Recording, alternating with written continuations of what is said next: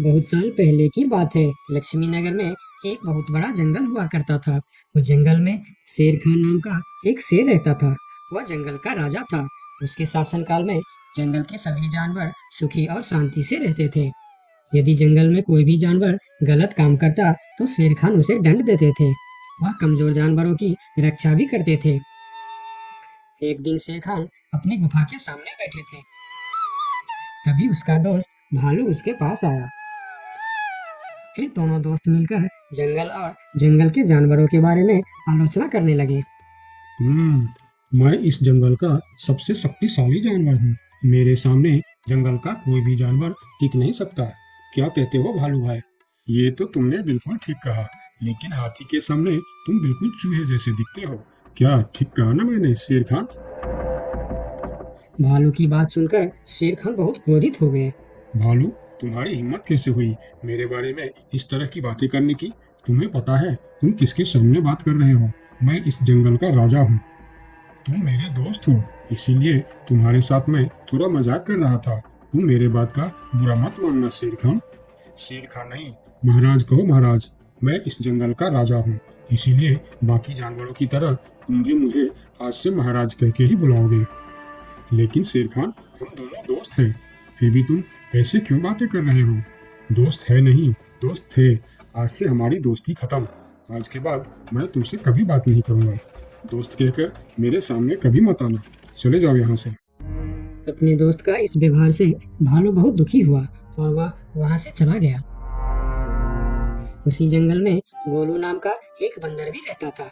वह दूसरों की चीज चुरा कर भाग जाता था। एक दिन गोलू की चोरी करते समय शेर खान के एक सिपाही के द्वारा पकड़ा जाता है और उसे शेर खान के सामने विचार के लिए लाया जाता है। गोलू को देखकर शेर खान कहते हैं, गोलू, तुम्हारी चोरी की किस्से जंगल के दूर दूर तक मशहूर है। तुम जानवरों के घर में ही नहीं, बल्कि मेरे दरबार में भी बहुत चीज चोरी की है।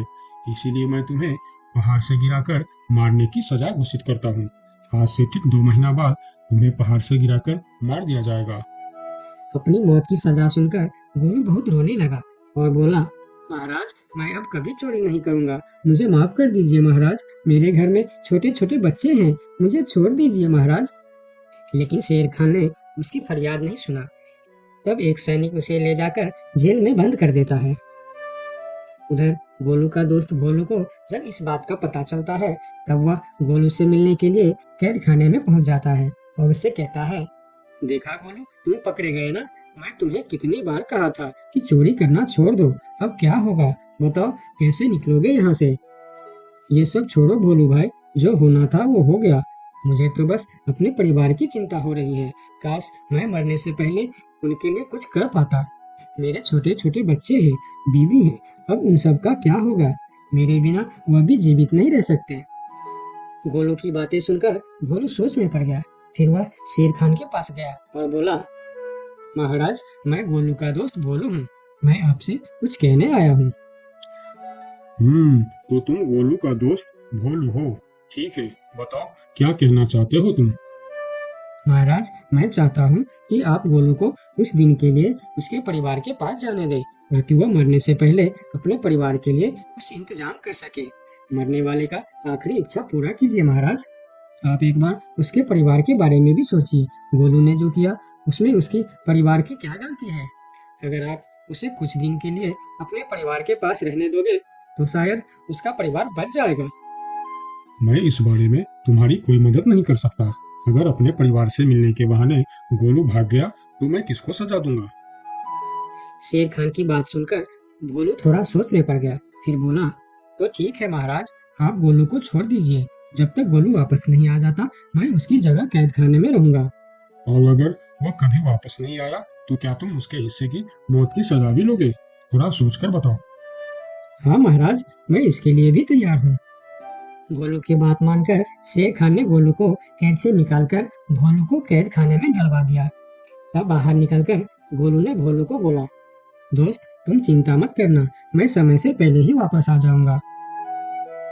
ऐसा कहकर गोलू वहां से चला गया और भोलू गोलू की जगह कैद खाने में रहने लगा। इस तरह बहुत दिन बीत गया, लेकिन गोलू वापस नहीं आया। तब एक दिन शेर खान भोलू के पास आया देखा बंदर, मैंने कहा था ना, गोलू वापस नहीं आएगा। अगर कल सुबह तक गोलू वापस नहीं आया तो शर्त के अनुसार कल शाम के समय तुम्हें पहाड़ से गिरा दिया जाएगा। अगले दिन भी जब गोलू वापस नहीं आया, तब शेर खान और उनके सैनिक भोलू को लेकर पहाड़ के किनारे पर गए। फिर भोलू को खाई के किनारे खड़ा करके शेर खान ने कहा, देखा ना मूर्ख बंदर, तुम्हारे दोस्त तुमको धोखा देकर चला गया। अब तुम मरने के लिए तैयार हो जाओ। लेकिन इस बार भी गोलू नहीं डरा और बोला, कोई बात नहीं महाराज, मैं अपने दोस्त के लिए मरने के लिए भी तैयार हूँ। मैं यह जानकर बहुत खुश हूँ कि मेरा दोस्त अपने परिवार के साथ खुश है। मेरे आगे पीछे और कोई नहीं है। मैं तैयार हूँ महाराज। शेर खान और भोलू के बीच बातचीत चल ही रही थी कि तभी थोड़ी दूर पर गोलू उनके और आता हुआ दिखाई दिया। फिर पास आकर उसने बोला, तुम्हें ऐसा करने की कोई जरूरत नहीं है दोस्त।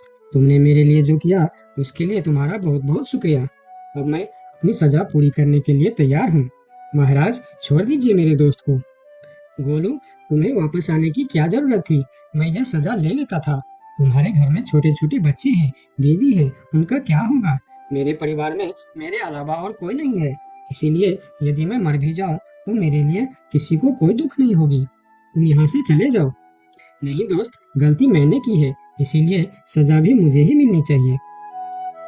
उन दोनों की दोस्ती को देखकर शेर खान सोचने लगे, ये दोनों अपने दोस्ती के खातिर एक दूसरे के लिए जान देने के लिए तैयार है, और मैं एक छोटी सी बात के लिए अपने सबसे अच्छे मित्र भालू से दोस्ती तोड़ दी।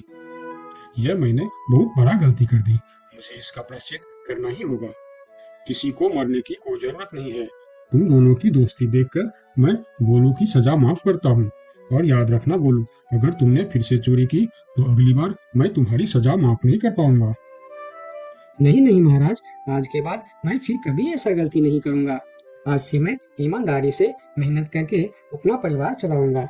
आपका बहुत बहुत धन्यवाद महाराज। ठीक है, अब तुम लोग यहाँ से जा सकते हो।